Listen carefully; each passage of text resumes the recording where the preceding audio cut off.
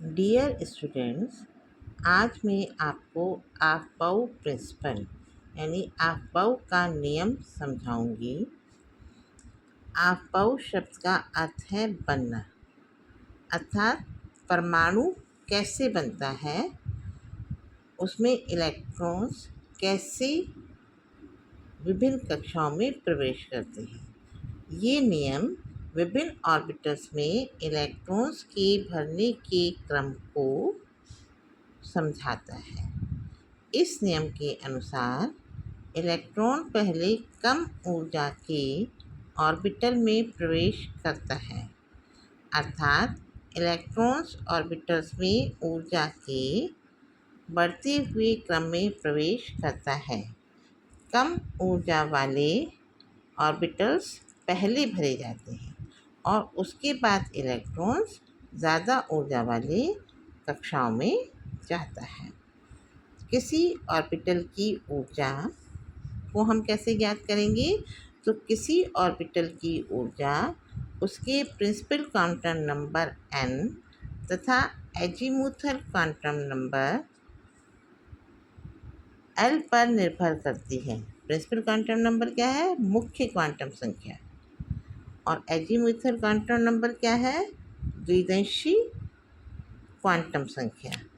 ठीक है, तो किसी ऑर्बिटल की ऊर्जा उसके प्रिंसिपल क्वांटम नंबर यानी मुख्य क्वांटम नंबर n तथा एजीमुथल क्वांटम नंबर यानी द्विदंशी क्वांटम नंबर l पर निर्भर करती है।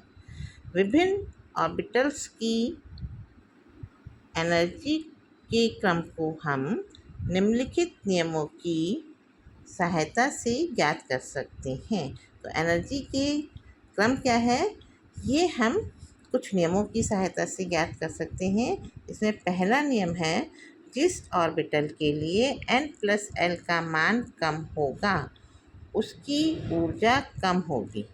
उदाहरण के लिए 3s ऑर्बिटल के लिए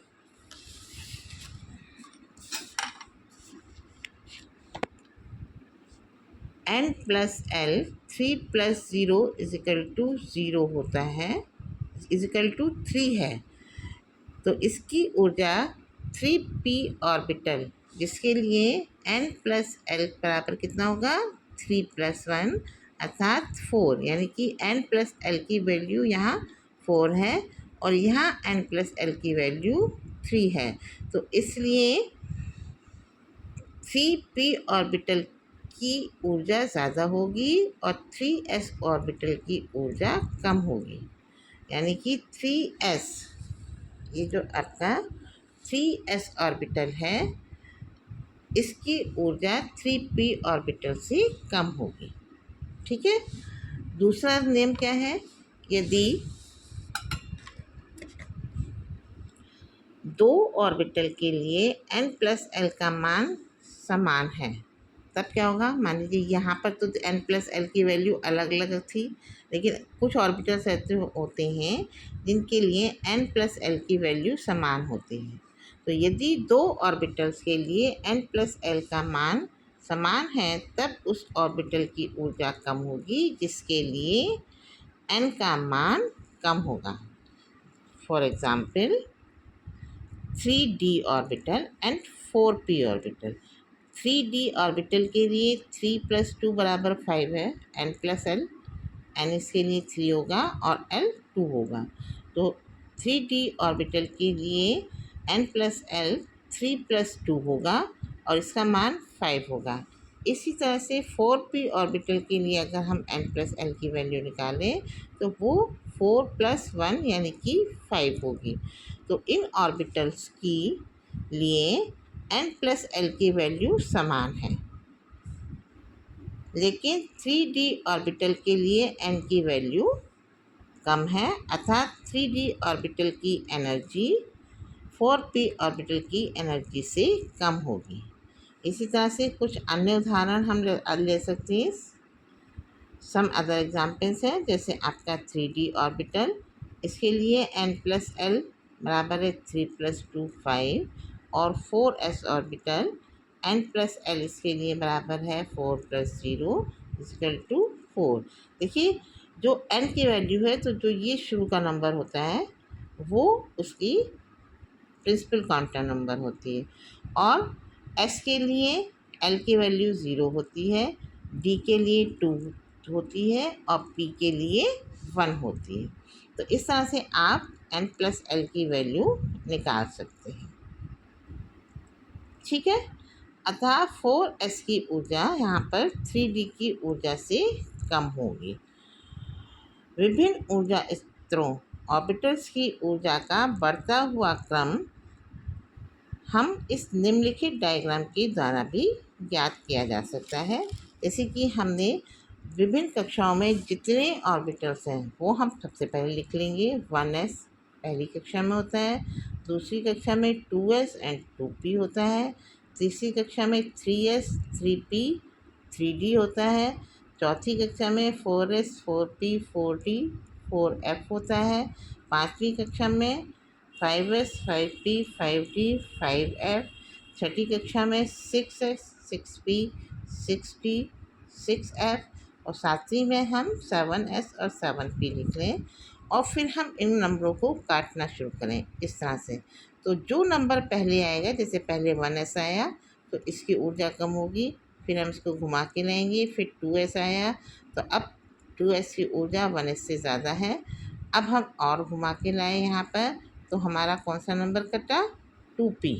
तो 2p की ऊर्जा जो इससे ज़्यादा होगी, 3s की ऊर्जा 2p से ज़्यादा होगी। फिर हम घुमा के लाए तो यहाँ पर फिर 3p आया तो 3p की ऊर्जा 3s से ज़्यादा है, फिर 4s की ऊर्जा 3p से ज़्यादा है।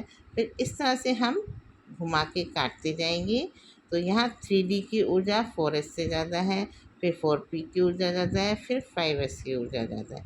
तो इस तरह से हम काटते हुए जाएंगे तो कुछ जो क्रम आएगा वो कुछ इस तरह से आएगा कि 1s की सबसे कम, 2s की उससे ज़्यादा, 2p की उससे ज़्यादा, 3s की उससे ज़्यादा, 3p की उससे ज़्यादा, 4s की, फिर 3d, फिर 4p, फिर 5s, फिर 4d, फिर 5p, फिर 6s, फिर 4f, फिर 5d, फिर 6p, फिर 7s, फिर 5f और फिर 6d।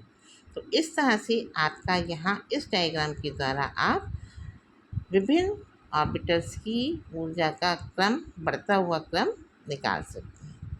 ठीक है, तो यह आपका है ऑफ-बाउ प्रिंसिपल। अब बच्चों हम पढ़ेंगे Hund's rule of maximum मल्टीसिप्लिटी, Hund का अधिकतम बहुलता का नियम।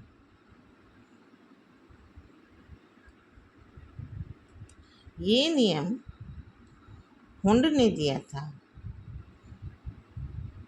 ये है बहुलता।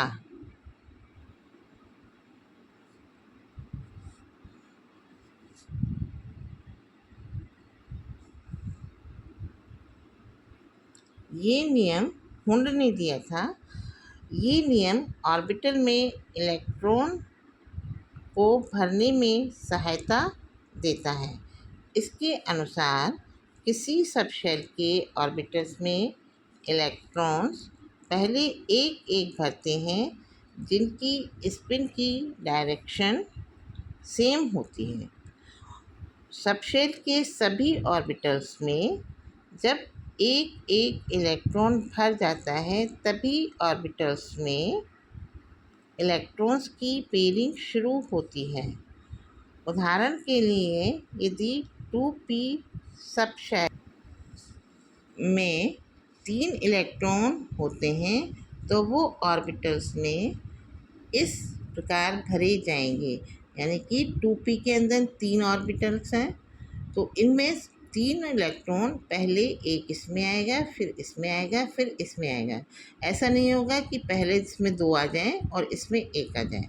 तो दो तीनों में पहले एक एक इलेक्ट्रॉन आएगा। जब 2p सबशेल में चौथा इलेक्ट्रॉन जाएगा तब इलेक्ट्रॉन की पेयरिंग यानी कि युग्मन शुरू होगा। यानी कि यहाँ पर देखिए 3 इलेक्ट्रॉन है तो ये 3 एक इन तीनों ऑर्बिटल में आ गए और जब चौथा इलेक्ट्रॉन आया तब यहाँ पर इसमें पेयरिंग हुई और जब पांचवा इलेक्ट्रॉन आया तब पेयरिंग हुई, और छठा आएगा तो यहाँ आ जाएगा, और तब इनकी इलेक्ट्रॉन की स्पिन की डायरेक्शन अपोजिट हो जाएगी। तो ये आपका है Hund's rule of maximum मल्टीसिप्लिटी। Thank you बच्चों।